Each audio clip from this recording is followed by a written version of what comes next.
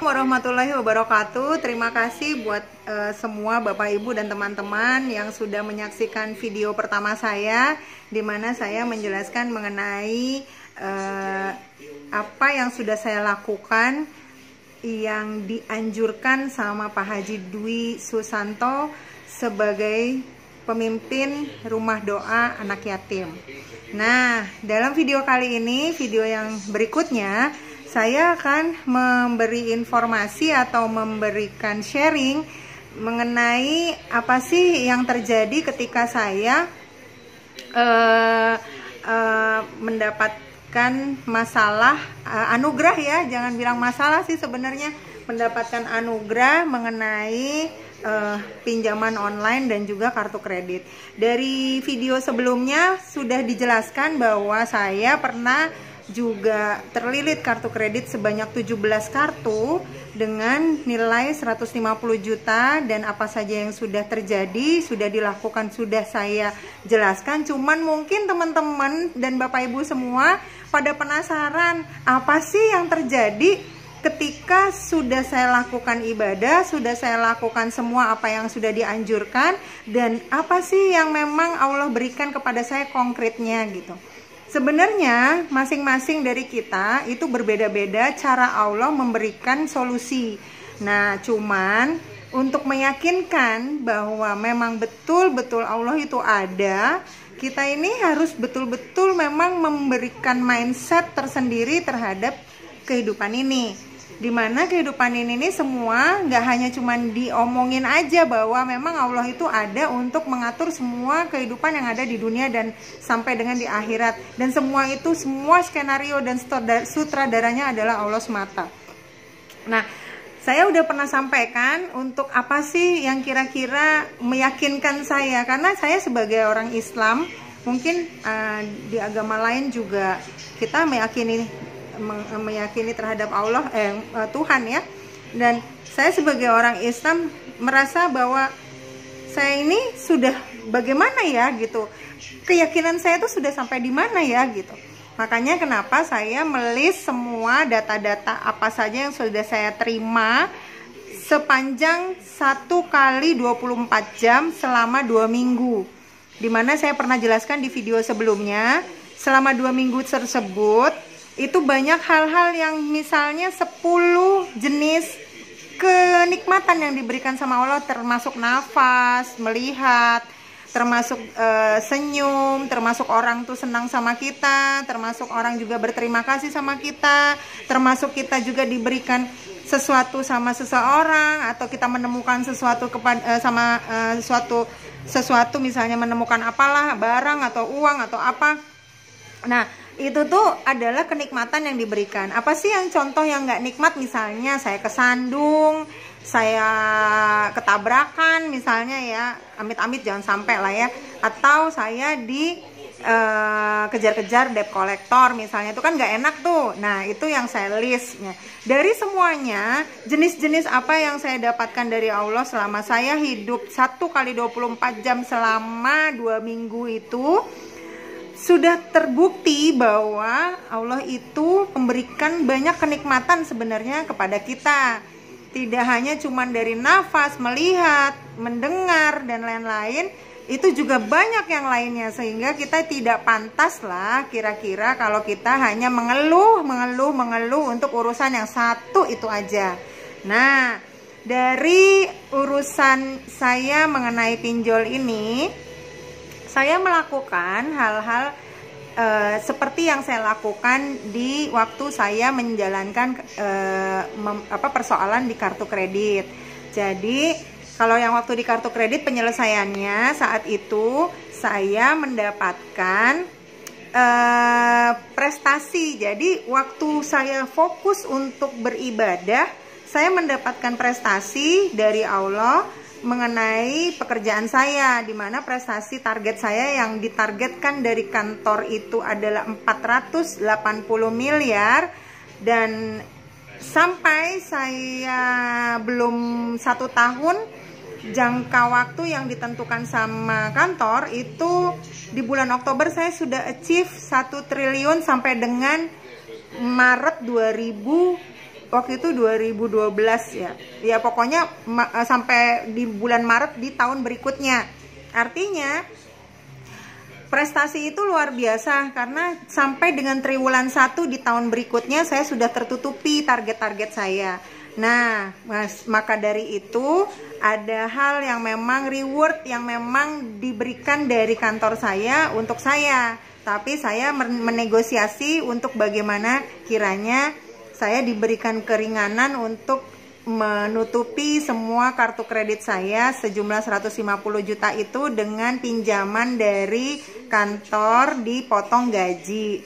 Aduh, pinjem lagi gitu kan, kok minjem lagi gitu. Tapi ya itu cara-caranya Allah sama kita. Nah, berjalannya waktu nggak sampai saya itu harus membereskan pinjaman dari kantor saya. Jadi karena waktu itu memang Allah kasih kebijaksanaan, alhamdulillah pimpinan saya punya punya kayak kekuatan batin ya untuk merekomendasikan dirinya, menjaminkan dirinya untuk saya gitu, sehingga saya bisa dikeluarkan uang 150 juta untuk menutupi kartu kredit saya tersebut.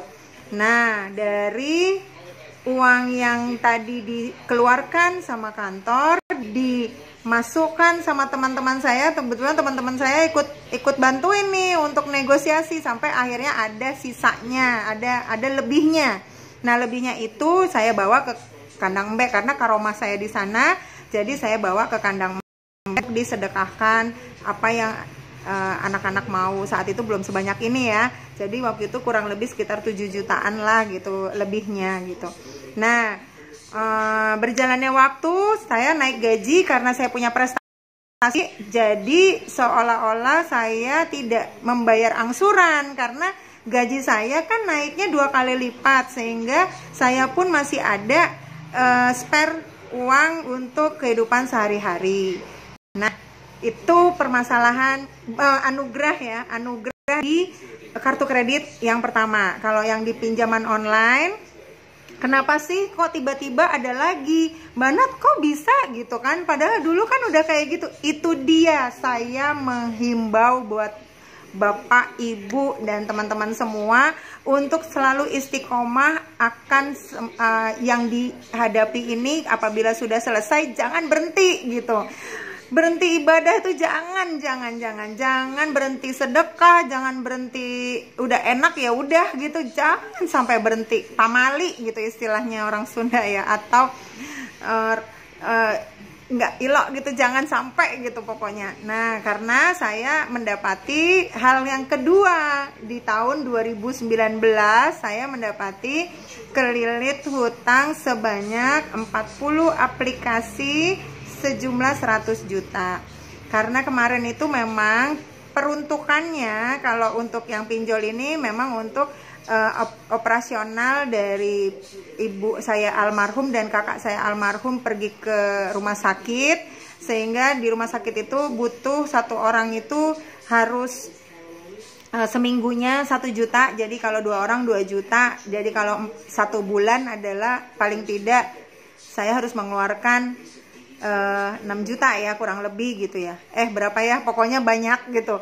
Sehingga saya gali lubang tutup danau atau gali lubang tutup laut saking gedenya kan. Itu kan rentenir ya, sama gitu kalau pinjol. Nah, apa sih yang saya lakukan saat itu? Saat itu memang saya melakukan masih bisa terdeteksi sama gaji saya dan gaji suami. Tapi ternyata nggak bisa. Di waktu bulan Oktober 2019 itu stuck sama sekali, saya nggak bisa menjalankan angsuran-angsuran yang memang diminta lebih besar dari yang saya pinjam. Nah, akhirnya dari kesekian itu saya akhirnya fokus kembali kepada ibadah yang memang dulu pernah saya jalankan. Dari teman-teman mungkin sudah tahu banyak apa aja sih, mulai dari 18 ilmu kandang, terus juga sholat-sholat yang memang harus dikerjakan, memantaskan diri sholat 5 waktu saya pantaskan lagi. Pokoknya diulang lagi gitu, direview lagi yang dulu pernah dijalanin. Nah, ditambah lagi saya menjalankan keyakinan saya dengan mungkin keyakinan yang lain adalah menguatkan dikala saya bangun subuh ya. Itu aja lebih dikuatkan lagi untuk meyakini bahwa memang ini akan selesai cepat aja. Dan terus mindset saya mulai saya rubah, jadi memang meningkat dari yang dulu dipelajari. Meningkatnya merubah mindset itu yang paling penting. Jadi saya setiap saat itu bicara, Allah lunaskan semua hutang-hutang dan tagihan saya, Allah lunaskan semua hutang-hutang saya, Allah lunaskan semua tagihan-tagihan saya. Itu terus yang saya dalam batin itu menanamkan di pikiran sebagai sugesti saya gitu. Sehingga alhasil alhamdulillah dikala saya menjalankan sholat tahajud, ada nasabah atau ada teman lama gitu tiba-tiba WA di jam 3 pagi. Nah, di jam 3 pagi tersebut dia nanya, ada apa kamu? Tuh, kalau nggak digerakin sama Allah nggak mungkin dia nanya di jam 3 pagi. Nah, akhirnya saya bicara dan akhirnya dia besok singkat cerita mengirimkan uang kepada saya 30 juta di pertama. 30 juta itu saya bayarkan separuh daripada pinjol ini. Nah, kurang kan, masih ada lagi. Pokoknya saya fokus, saya nggak menjawab mereka. Dan alhamdulillah mereka nggak menyebar-nyebar karena saya mengkonsentrasikan diri saya untuk bicara dalam batin, dalam otak saya, Allah yang selesaikan, Allah yang selesaikan, gitu aja terus. Jadi saya nggak boleh takut kalau mereka itu menyebar-nyebar dengan macam-macam lah, menyebar-nyebar ke kontak-kontak kita lah atau dan lain sebagainya. Nah, saat itu saya betul-betul mengkonsepkan dalam pikiran saya untuk konsentrasi beribadah. Nah, dari situ alhamdulillah tidak ada penyebaran data, tidak ada intervensi yang lebih lanjut sampai saya stres misalnya kayak gitu.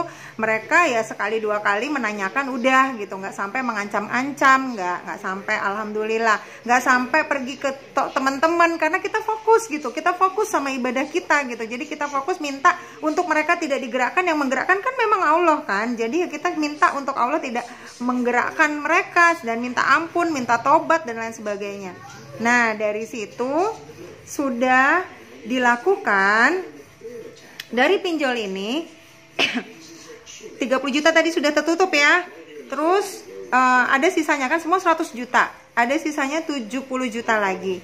Tiba-tiba saya ada anak usaha dari perusahaan saya itu memang mau meningkatkan volume transaksi apa ya, saya kurang tahu, sehingga kita dari pegawai harus mengikuti program pinjaman yang diluncurkan sama anak usaha itu gitu.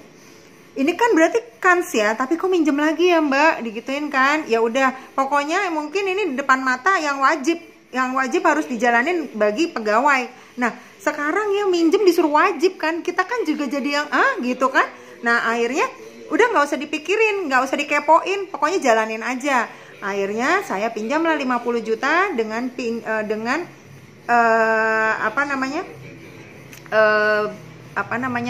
angsurannya 700 ribuan gitu kan, masih masuk dalam range saya punya gaji gitu, karena gaji saya kan tadi naik gitu. Akhirnya 50 juta tertutupi, jadi 30 ditambah 50 jadi 80 juta ya, kurang 20 juta lagi kan. Nah, berjalannya waktu nggak lama-lama dari yang 50 juta itu terrealisasi, saya mendapati ada promo juga dari perusahaan saya pribadi. Jadi maksudnya dari perusahaan yang saya kerja, kalau tadi kan anak usaha, dan terus ini perusahaan yang saya kerja ini bikin juga kayak suplesi itu apa ya, kayak top up gitu, top up dimana kita harus